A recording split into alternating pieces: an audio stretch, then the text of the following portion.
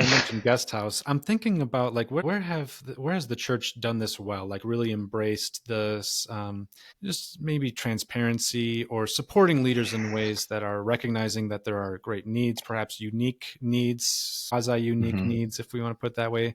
And I'm thinking about the Focus and the Freedom Project, something that we Hmm. both had some affiliation with. Fathers does a lot as far as helping with the Freedom Project within Focus, which, for those unfamiliar, is an effort within Focus, the Fellowship of Catholic University Students, to support Focus missionaries and leaders to tend to their own recovery needs. This centers around lust addiction, but not just lust addiction, other addictions, compulsions, and unhealthy attachments as well. And yeah, just have been really impressed by their just identifying the need. And, perhaps this was after a time of like, what do we do about this? Do we just avoid this? Do we, keep our head in the sand? Do we divert their healing elsewhere? But have really taken on the mission of this is important. This is a need. And if we're not serving the needs of our leaders, then how can our leaders serve the needs of Hmm.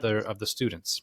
I just bring that up. Like, what do you see? What do you see right within that, Father? I think it's a good effort. Like, I think that they're doing what they can in order to make it okay for people to get help when they need help. Mm-hmm. And so I think that's a good thing. It's like always a challenge is how do you give guys an off ramp when they need help? So like I had a guy who he basically just stayed with me in my rectory for 6 months and did some kind of more intensive counseling and kind of worked on some different things and I sort of described it as like he just needs to like pull into a rest stop for a while because if he doesn't pull into the rest stop, he's going to crash his car. And so like rest stop pull offs or just, like you're getting tired, you need to pull over, you need to like close your eyes for a little bit and then you'll be okay. So we just, I would like it. I would like to see or to really work on how do we make it okay for guys to get help? The reality is that sometimes guys don't get help. And this is across the board. This isn't just religious leaders, right? And Like it's people guys get and help. girls. Yes. People get help when they get in trouble. And we want to be able to raise the bottom for them so that they can get help before they get in trouble. It's just really hard it's hard to do though, because I think a lot of times it's in our own pride that we think, well, I haven't gotten in trouble, so I'm good. And maybe, listening to this podcast episode could be a way of raising the bottom. Like, oh, I could actually get help. I don't have to take a leave. I don't have to go someplace for 90 days of inpatient treatment. I could actually start going to meetings right now and it doesn't interrupt my whole life. And that's really a gift of recovery communities is that it's free and you can go every day and there's actually a built-in support system of people that will take your phone calls. Because if I had every single person who reached out to me and I said you could call me every single day if you want to, I don't have enough hours to take those phone calls, and neither do you, I'm sure. But there's a whole community of people out there who desire to help the next struggling addict, and that's a support system that we should take advantage of. Like most of the clients at Guest House are guys who got in trouble. They got to the point where they got reported for something and then they end up at Guest House. We want them to get help before they have to go to Guest House, ideally. Yes. You can go to guest house before you need to get to go to guest house or get in trouble. But and let me Mm. reiterate what Sean just said. You've probably tried to quit on your own. You probably have thought I can stop this at any time if I want to. Have tried and have not been able to do that.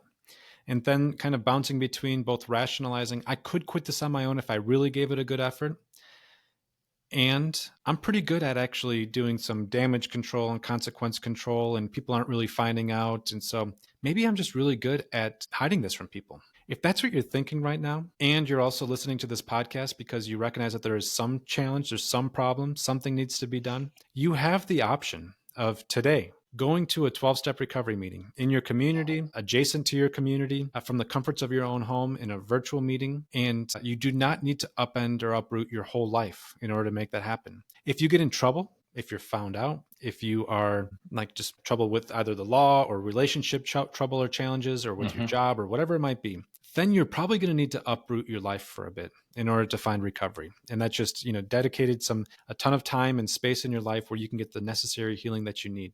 but there are options available. You do not need to hit like rock bottom, rock bottom. Rock bottom happens when we stop digging. And today is an invitation. Today is an opportunity for you to put that shovel down and reach your hand up into the number of people, the vast number of people who are reaching their hand down into the well, who are longing to help another addict or alcoholic or family member impacted by a loved one's addiction who is still suffering. Today, here's your invitation. Here is your opportunity. If you need it, if you've been asking for a sign, your sign is right here. Rock bottom happens when you stop digging. I like that one. What else do people need to know?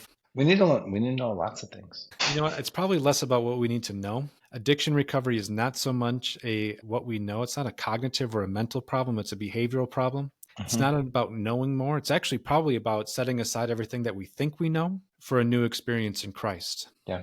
And so keeping, the who, the how or the who, the willingness, honesty, open-mindedness, so crucial as a recipe for recovery. Yeah. I was talking to somebody recently and they said, can I check in with you? Because I'm like kind of at that point in my cycle where things start getting hard. Because sometimes when we're trying to quit on our own, we can go like 10 days or 30 days or 6, whatever it is, like at the point where we really start getting edgy.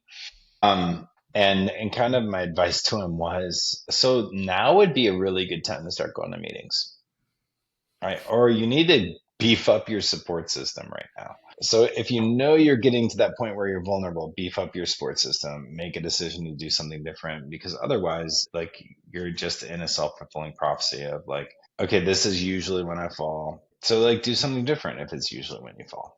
This is usually where I fall off the cliff. So I'm going to do something different. Because sometimes we do things that are risky, even though we know we shouldn't do them. And I just have that in my DNA. Like I just need like to be reminded often. Like, I don't know. Do you play golf? I love golf. Do you play golf? So I do play golf, but I have this really bad habit of lining up and just something doesn't feel right. Like when you line up to hit the ball, sometimes you're lined up correctly. Your muscle memory knows you're lined up correctly. You feel good about it before you even backswing. Sometimes I line up and I feel like I'm lined up wrong. And I'm like, bah, I'm just going to hit anyways. Mm-hmm. Right. And then it always goes poorly. And I think to myself, why do I keep hitting the ball when I know I'm not lined up right? Mm-hmm.